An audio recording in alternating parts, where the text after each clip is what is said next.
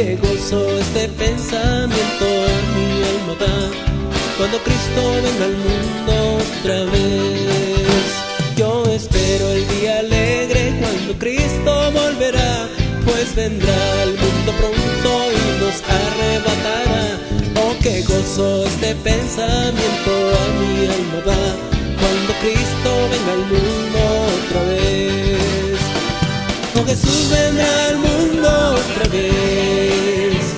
Sí, Jesús vendrá al mundo otra vez.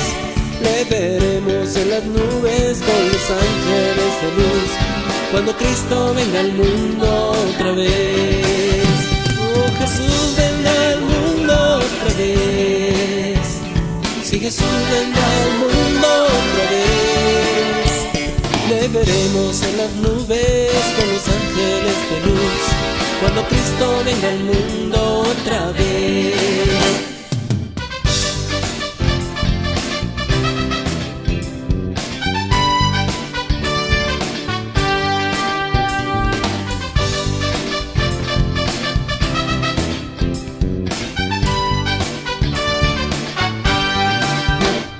La venida de Jesús será el remedio del dolor que aflige siempre a este pobre mundo pecador. Toda lágrima se enjugará con nuestro Salvador, cuando Cristo venga al mundo otra vez. Oh, Jesús vendrá al mundo otra vez. Sí, Jesús vendrá al mundo otra vez. Le veremos en las nubes con los ángeles de luz, cuando Cristo venga al mundo otra vez. Oh, Jesús vendrá al mundo otra vez. Sí, Jesús vendrá al mundo otra vez. Le veremos en las nubes con los ángeles de luz, cuando Cristo venga al mundo otra vez. Oh, Jesús vendrá al mundo otra vez. Sí, Jesús vendrá al mundo otra vez. Le veremos en las nubes con los ángeles de luz, cuando Cristo venga al mundo otra vez. Cuando Cristo venga al mundo otra vez.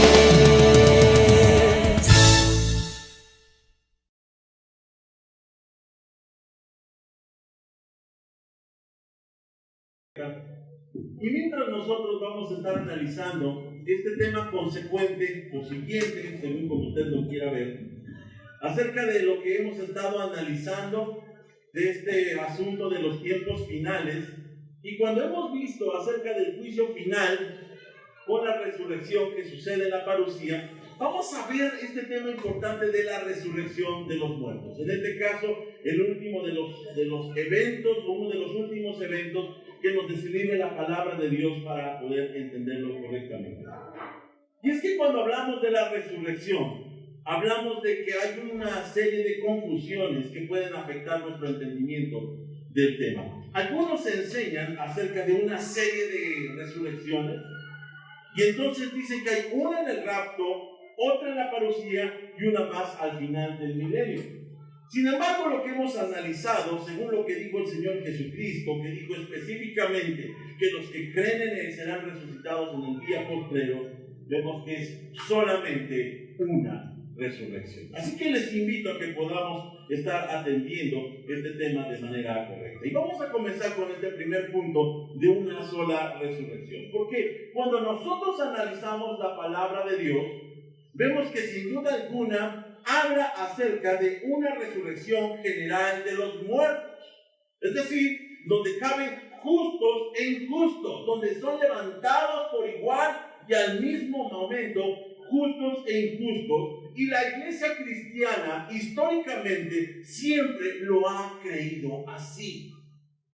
Es una eventualidad, es una extrañeza lo que hoy se enseña, un siglo raro en donde el dispensacionalismo ha enseñado otra manera de interpretar esto, pero la palabra de Dios nos instruye constantemente acerca de esta realidad. El primer pasaje, Daniel capítulo 12, versículo 2, encontramos al profeta hablando de este tema particularmente, cuando entonces él define de esta manera esta resurrección general. Dice en Daniel 12:2, se levantarán muchos de los que están muertos y enterrados, algunos para vida eterna y otros para vergüenza y deshonra eterna. Lo que nos presenta la palabra de Dios es sin duda alguna entonces una manifestación en donde los muertos se levantan, pero algunos para ser destruidos, para llegar a juicio, y otros para encontrar la vida eterna. En Juan capítulo 5 encontramos dentro de las palabras del Señor Jesucristo, cuando está instruyendo a sus discípulos, en los versículos 26 al 29, las siguientes palabras con respecto a este tema. Dice él: el Padre tiene vida en sí mismo y le ha entregado a su Hijo ese mismo poder de dar vida, y le ha dado autoridad para juzgar a todos, porque es el Hijo del Hombre. No se sorprendan tanto. Ciertamente ya se acerca el tiempo en que todos los que están en las tumbas oirán la voz del Hijo de Dios y resucitarán. Los que hicieron el bien resucitarán para gozar de la vida eterna, y los que continuaron en su maldad resucitarán para sufrir el juicio. Es impresionante cómo la palabra de Dios insiste una y otra vez en este tema como un solo evento que todos estaremos presentes, y sea que seamos de los que somos levantados o de los que vemos las tumbas abrirse.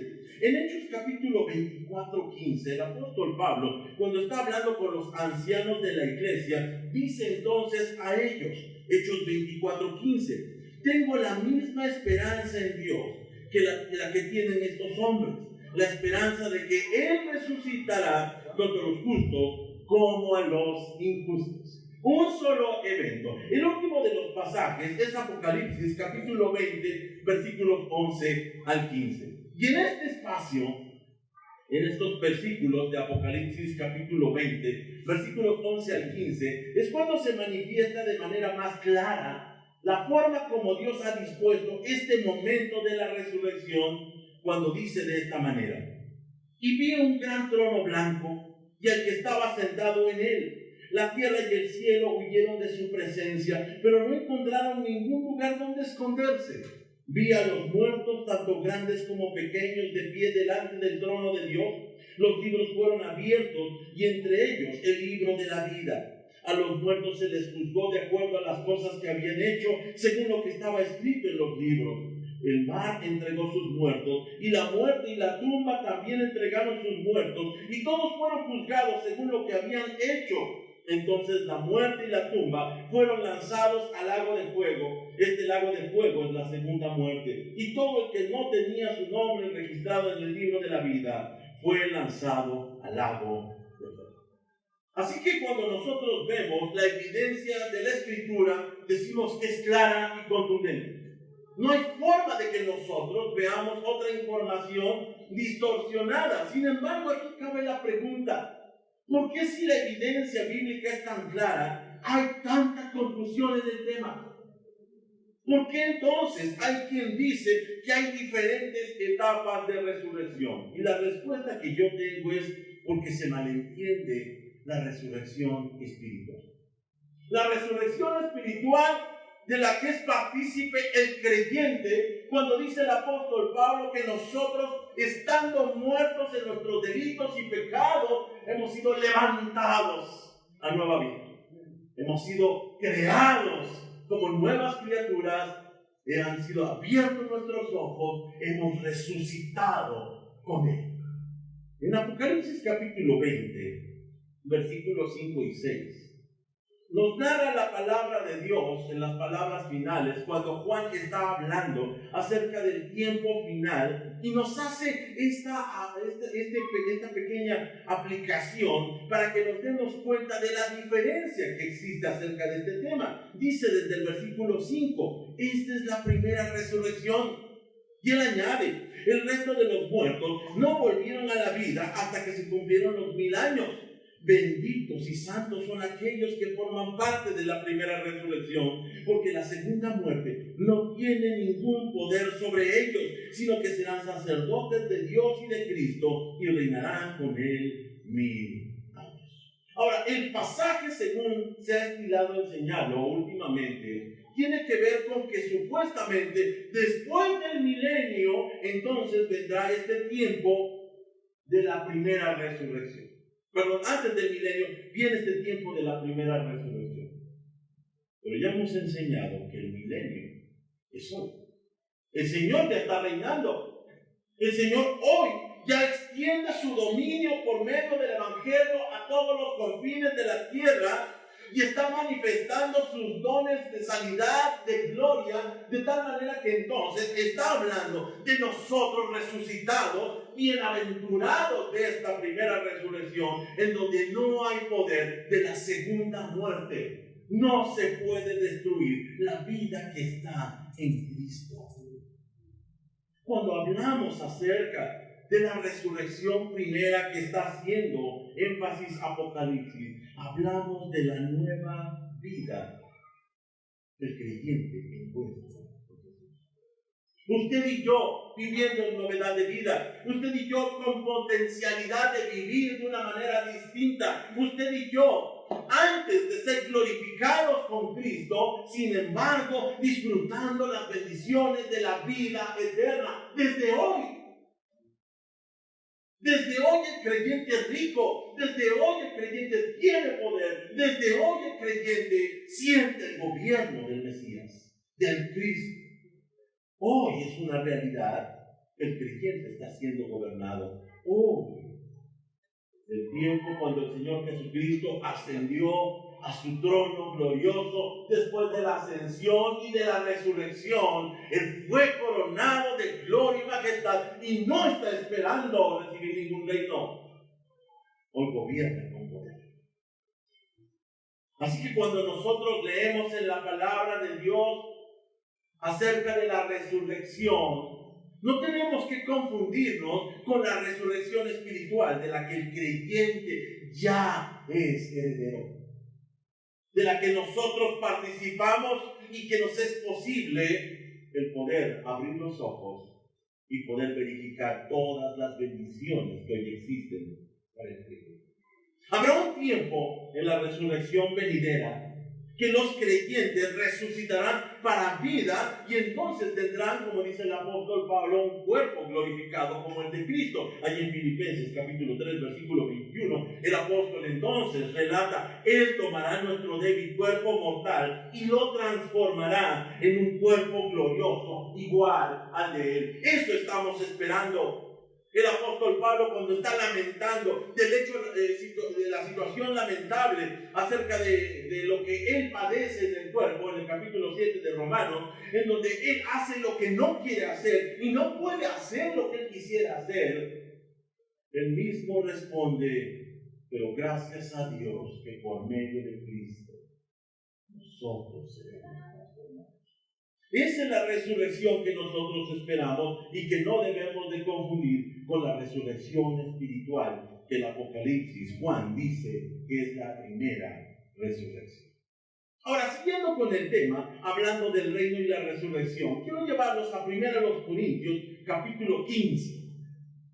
1 Corintios capítulo 15, un pasaje también extenso, donde el apóstol Pablo se toma su tiempo para explicarles a los de Corinto sobre la realidad de la resurrección, y dice desde el versículo 20 hasta el versículo 26.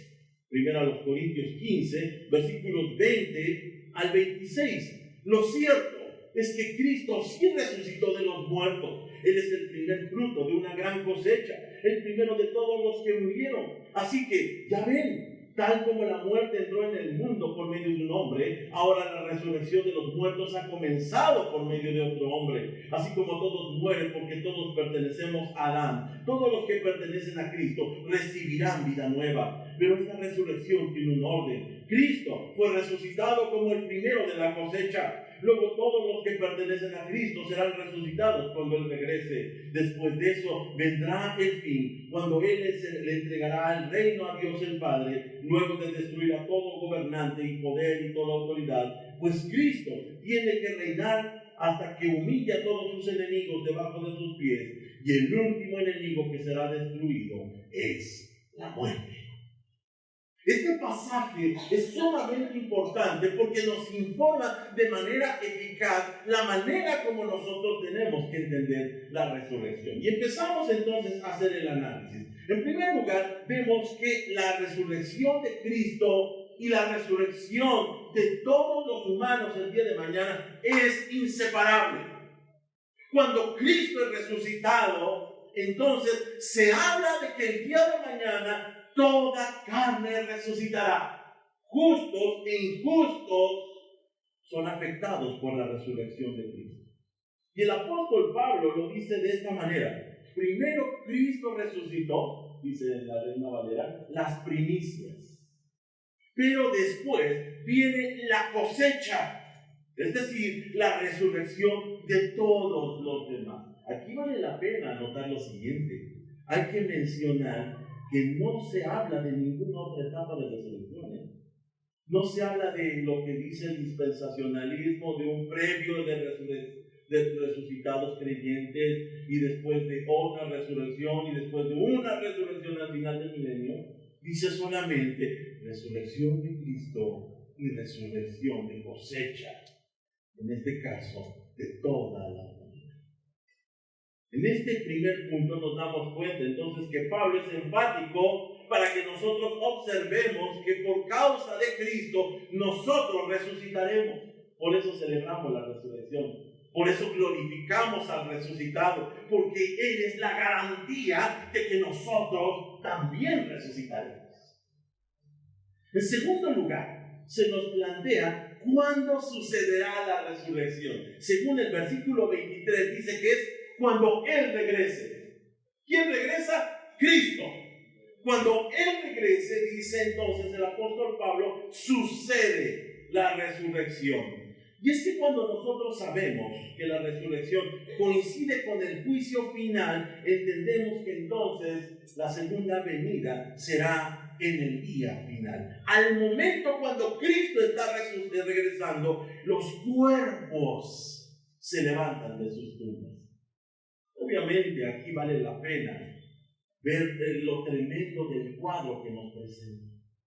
La sola presencia de Dios, en gloria, en poder, con todo honor, con toda gloria, lo vemos acercándose poco a poco a la tierra y como si fuera un imán que no puede resistirse, simplemente las tumbas empiezan a abrirse y comienzan a levantarse porque viene el que causó toda esta resurrección, Jesucristo. En ese momento nuestros ojos verán, ya sea que estemos vivos o ya que seamos reanimados, en ese momento, cómo es verdad el poder maravilloso de Cristo, que en ese momento final comienzan a levantarse los cuerpos para enfrentar el juicio final. Cuando Él regrese, será la resurrección. Aquí no cabe entonces la anotación de un rapto secreto y una resurrección secreta. Todo ojo lo tendrá que ver. Será evidente, será escandaloso, será el único evento en ese momento que estará señalando la gloria del resucitado. Todos tendremos que ver cómo se cumplen sus palabras. En los días de funerales, cuando me toca dar una explicación acerca del evento que estamos presenciando al despedir el cuerpo, yo me he atrevido a decir, y muchos de los que no creen se tragarán sus palabras cuando vean que las tumbas, porque Jesucristo es la resurrección y la vida. En tercer lugar, también el texto, cuando hablamos de 1 Corintios 15, nos informa que esto ocurrirá en el fin. Ahora, nosotros no vamos a entrar a alguna discusión de cuándo es el fin, porque el versículo 24 nos explica cuándo es el fin.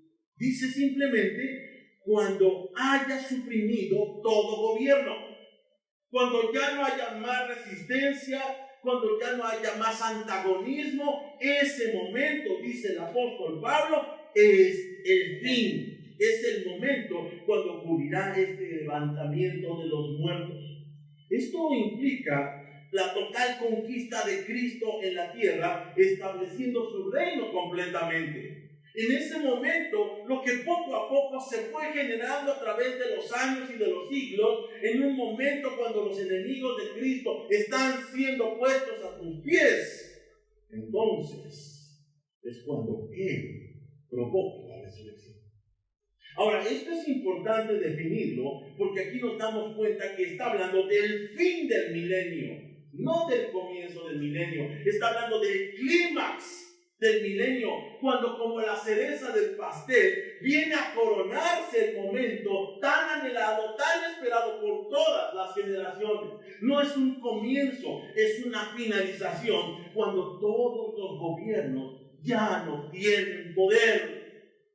Cuando todos se rinden ante la evidencia del verdadero Rey de Reyes, que fue proclamado por los heraldos, que fue establecido el reino por los que dieron sus vidas, que fue hablado constantemente por la iglesia fiel. Ese momento glorioso, cuando ya no hay más enemigos, entonces hace que venga el Cristo maravilloso.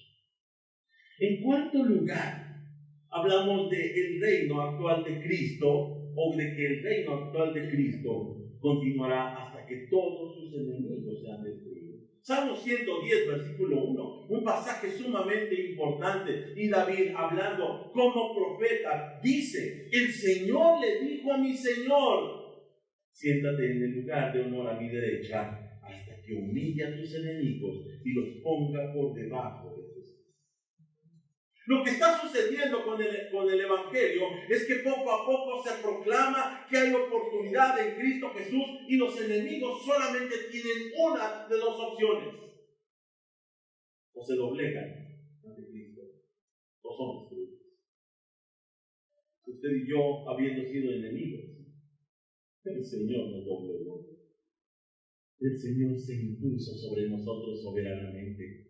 El Señor cumplió su propósito en nuestras vidas, y sabemos entonces que cuando Cristo estaba ascendiendo y llegando a la diestra del Padre, comienza el momento de su reino, mientras sus enemigos comienzan a ser destruidos. Y una de estas cosas que alcanzamos a ver en la palabra de Dios es cuando Jerusalén, uno de los enemigos más encarnizados del cristianismo, es destruido completamente, como muestra de que Cristo está gobernando, de que Cristo está en el poder. Y decimos esto: no regresará hasta que el último de sus enemigos sea derrotado. La gran tragedia que ha ocasionado el dispensacionalismo es que la iglesia está esperando simplemente el regreso de Cristo, sin darse cuenta de que antes tiene que haber una proclamación total del Evangelio, llenando todos los lugares, transformando vidas, para que entonces Cristo gobierne sobre este mundo. Cosa curiosa, en lugar de que Siria, lo que está sucediendo en este momento, nos avise de que Cristo está cerca, nos avisa: Cristo no está cerca, porque siguen gobernando. Siguen gobernando el humano, siguen gobernando las entidades y los poderes. No está gobernando allí Cristo, no está hablando de que Cristo está en las puertas. La iglesia ha dejado de proclamar. La iglesia ha dejado de influir. La iglesia ha dejado de cumplir con su propósito, el propósito de que Cristo pueda ser proclamado como el Rey de Reyes y Señor de Señores, y toda la tierra de costa a costa sea llenada del conocimiento de su gloria. Generaciones anteriores dieron la vida por causa de esto, y el mundo progresó de todas formas, cultural, tecnológica, espiritualmente. Pero en el último siglo parece que todo esto se ha detenido, parece que se ha postergado, parece que la iglesia está hibernando, esperando que Cristo venga, dejando de cumplir con el propósito de poner a sus enemigos por estrado. Aquí vale la pena hacer una nota aclaratoria. Ya anteriormente habíamos hablado acerca de que la Biblia, cuando habla de la salvación, habla en términos del modelo definitivo, progresivo y final. ¿Se acuerdan? La salvación es definitiva, es un hecho consumado, pero también es progresiva. Está sucediendo y lo vemos diariamente, pero al final también se completará la salvación. Y así entonces también estos asuntos que tienen que ver con el gobierno de Cristo. Vemos el gobierno de Cristo definitivamente porque todas las cosas fueron puestas debajo de los pies de Cristo en su ascensión, coronación. Es un hecho. Se le fue prometido el reino y le fue dado el reino, pero también está progresivamente trabajando y está conquistando las naciones por medio del evangelio. Se está extendiendo para que finalmente llegará el día cuando se completará la conquista con la destrucción de sus enemigos. Y entonces se cumpla lo que había dicho el apóstol Pablo en Filipenses capítulo 2, versículos 10 y 11, y ante su nombre se doble toda rodilla de los que están en los cielos y en la tierra y debajo de la tierra, y toda lengua confiese que Jesucristo es el Señor. Esa es nuestra labor. Labor que ha sido interrumpida por una pésima enseñanza de la palabra de Dios. Quinto lugar y último, hablando acerca de lo que nos enseña el pasaje de 1 Corintios 15, dice el apóstol Pablo que cuando verificamos que la resurrección ocurre al final del milenio, el apóstol dice que la muerte es el último enemigo de la vida. Esto contradice completamente el dispensacionalismo, porque ellos hablan que durante el milenio todavía habrá muerte. Y tienen razón, en el milenio todavía hay muerte. En Isaías dice que no morirá el joven, el niño, el anciano morirá de muchos años. Pero si estamos hablando de que la muerte ha sido derrotada, entonces ya no coinciden las situaciones. Porque fue derrotada o no fue derrotada. Vino el Señor y no derrotó la muerte, lo dejó para después de 1000 años. Dice que en su regreso la muerte es derrotada. ¿Por qué entonces en el milenio, según los dispensacionalistas, sigue habiendo muerte? El milenio lo ubican de manera errónea. Debe ser ubicado en la actualidad. Cuando está viendo la manifestación del reino de Dios y su justicia, cuando a pesar de todo todavía existe la muerte, pero llegará el momento cuando Cristo regresará y al momento cuando las tumbas se abren, la resurrección vence la muerte y la muerte ya no puede aprisionar a nadie más y la muerte ya no tiene ningún poder. Y entonces el último de los enemigos, poderoso y encarnizado enemigo de los seres humanos, queda deshabilitado por la sola venida del Señor, según como lo dice el versículo 26. Después de que consecuentemente ha sido derrotados todos los demás enemigos, el último enemigo pendiente, que es la muerte, es destruido por causa de la resurrección. Vamos a algunos pasajes. 1 Corintios 15. Nuevamente estoy regresando al pasaje que estamos analizando. Dice, sin embargo, en el versículo 51 al 54. Y mire cómo se expresa el apóstol Pablo.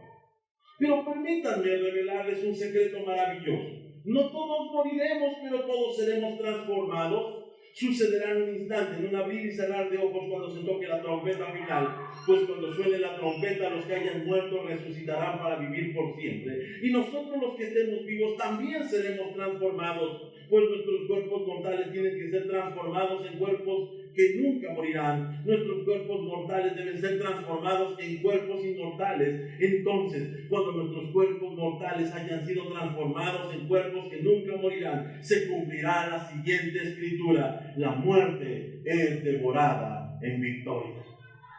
La muerte es destruida. Ya no puede detener a nadie más. Ningún muerto permanecerá en sus tumbas, porque tanto justos como injustos se levantarán y la muerte ya no tiene ningún poder.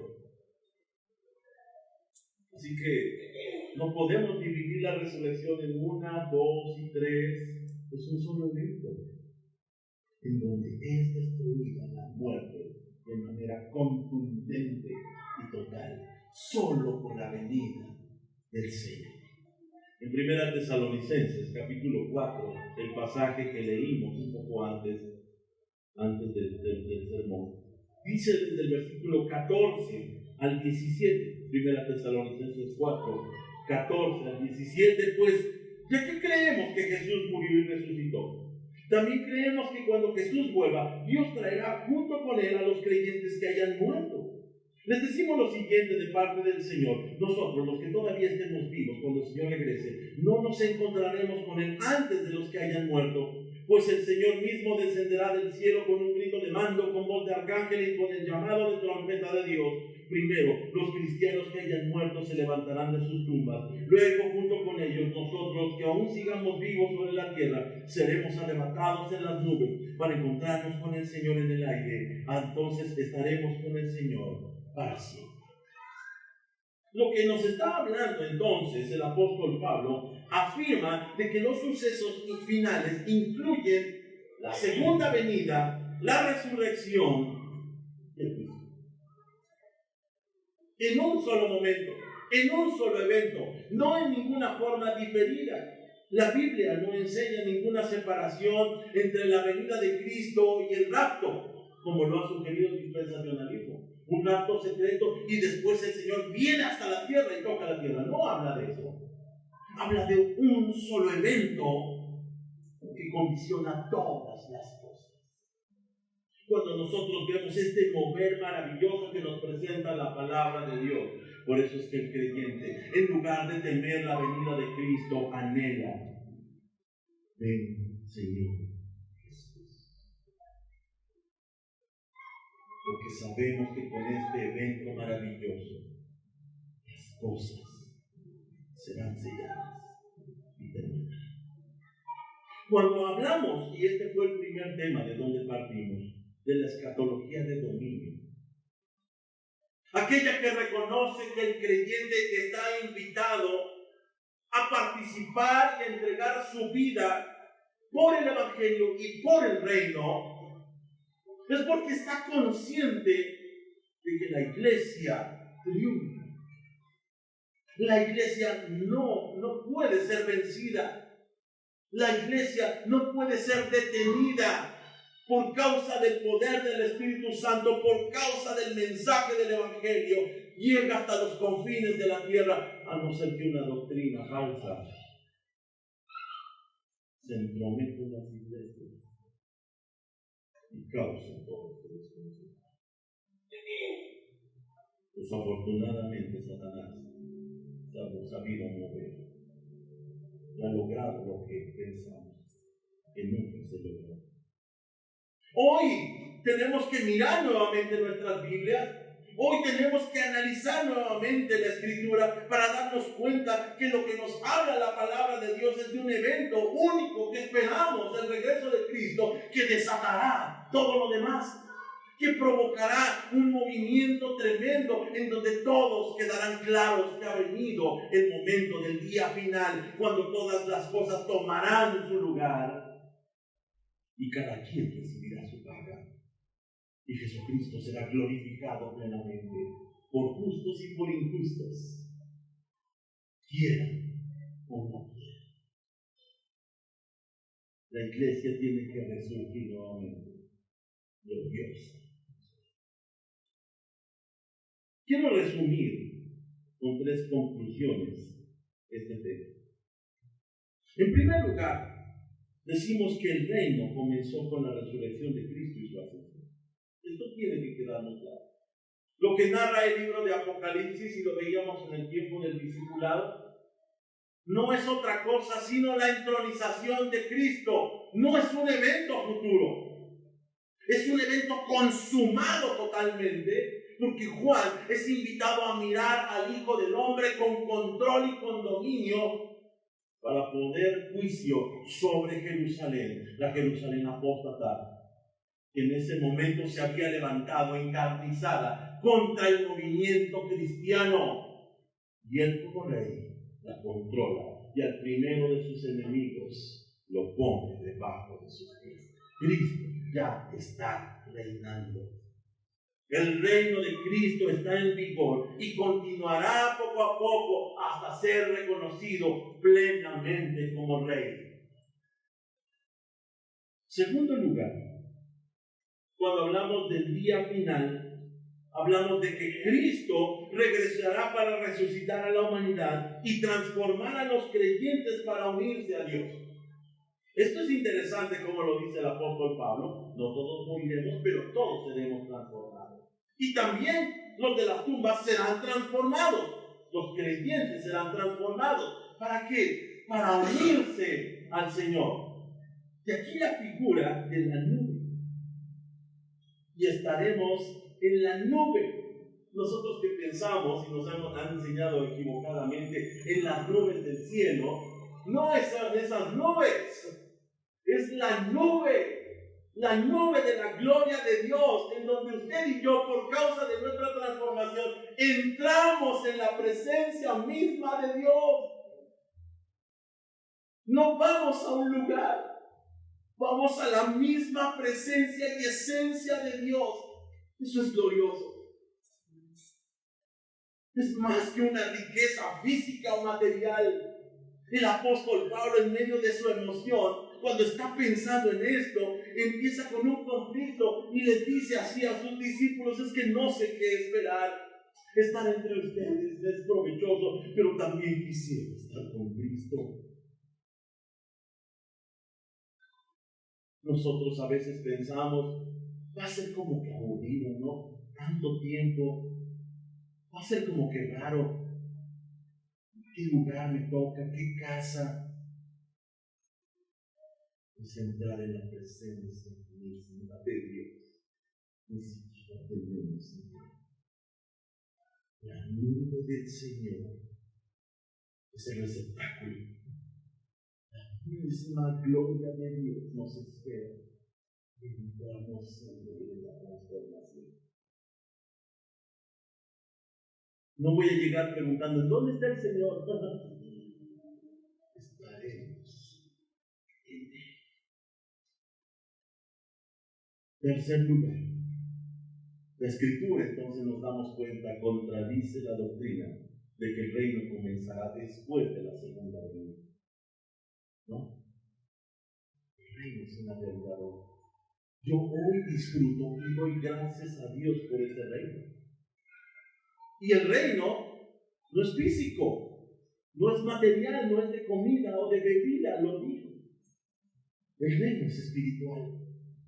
El reino es los ojos abiertos y darse cuenta cuánta riqueza tenemos. Y no estamos hablando de abundancia del refrigerador o de una casa enorme, sino darnos cuenta verdaderamente estamos satisfechos en Cristo, ya sea que comamos o no comamos, ya sea que muramos o que estemos vivos, somos del Señor. No me importa si hoy tenemos o no tenemos, yo tengo a Cristo. Y los mártires de la iglesia entregaban sus vidas con gusto y deseaban eso, porque sentían que la riqueza que ellos tenían nadie les podía quitar ni despojar. Martín Lutero, cuando está escribiendo ese himno Castillo Fuerte, dijo: nos pueden despojar de bienes, de nombre o cara, el cuerpo destruido, y siempre de existir de Dios. Que le hagan como quiera. Marcos Vidal dice en uno de sus cantos: salga el sol por donde quiera. Él me ama, me es suficiente, no necesito ninguna riqueza más. La Biblia enseña que la segunda venida entonces coincide con la resurrección y el arrebatamiento. Eso es lo que esperamos. Nosotros no ponemos nuestros ojos en Siria, no ponemos nuestros ojos en Israel, ni nada mejor o peor. Nosotros no nos importa si Trump se levanta o si otro mejor se cae. Si estos están todavía en boga y se mueven, es porque Cristo todavía no está gobernando a las naciones como Él prometió que lo haría. Hace falta que la iglesia se levante, que nuevamente retome su vocación, la vocación que durante siglos tuvo, en donde predicaciones sorprendentes, hechos maravillosos del Espíritu Santo hacían que las personas cayeran rendidas a los pies de Cristo. Usted y yo debemos de estar orando constantemente, Señor, porque tu reino venga y se imponga completamente sobre la tierra, para dejar de estar pensando en si viene o no viene un hijo de vecina que quiera manipular las cosas en la tierra. Esos no son importantes. Necesitamos que el gobierno y la influencia de Cristo dé lugar a que se acerque el tiempo final cuando Cristo venga y corone el reino con su venida y termine el tiempo. Hoy tenemos que darnos cuenta que la esperanza del creyente tiene que ver con esperar al Señor en lo que nosotros llenamos el mundo. La modalidad actual, cuando se ha enseñado erróneamente, es esperar a que el Señor nos rescate. ¿Nos rescate de qué? Nosotros no queremos sufrir. El cristiano ahora quiere que le hablen de bendiciones y de riqueza, que le hablen de salud, que no le hablen de persecución, que no le hablen de santidad, que no le hablen de esperanza, que no le hablen de fe. Hoy el cristiano quisiera escuchar buenas noticias, quisiera tener la esperanza de que no le va a ir tan mal, de que no tendrá que sufrir por causa de Cristo, y jamás en toda la historia del cristianismo ha habido un cristiano que deje de sufrir. El verdadero Hijo de Dios causa tal revuelo, causa tal desperfecto que inmediatamente todos le señalan y le persiguen y le demandan. Si hoy el cristiano no está siendo perseguido y demandado, es porque el cristiano es apático, porque no causa ningún malestar. Y hoy hablamos y nos atrevemos a decir, damos gracias a Dios, porque en México hay libertad de culto. En ningún lugar del mundo hay libertad de culto. Siempre que el cristianismo se presenta, inmediatamente hay problemas. Pregúntale a los hermanos de Chiapas, pregúntale a los hermanos de Oaxaca, pregúntale a los exiliados de Guerrero, pregúntale a los de Guanajuato. Cuando el cristianismo verdaderamente toma su lugar, no hay libertad de culto. Si hoy no tenemos persecución, es porque no causamos ninguna. El cristiano se tiene que levantar contra él, sabiendo que su vocación es de Cristo. Padre, te agradecemos porque tu misericordia es infinita. Y te pedimos perdón por mirar de manera inapropiada estos temas. Llena nuestro corazón de esperanza. Genera una nueva identidad a tu iglesia, para que esperando, Señor, el día de tu regreso, no seamos hallados como las 5 vírgenes insensatas, que no prepararon su lámpara y que sin embargo fueron a encontrarse desprevenidas en el momento de tu llegada. Permite que nuestro espíritu, nuestra lámpara esté llena de tu Espíritu Santo, para poder entonces esperarte con velocidad y entrar en tu presencia en el día final. Levanta tu iglesia, Señor. Transforma nuestra mente. Cambia nuestras prioridades. Sé tú todo glorificado. Te lo rogamos, Señor.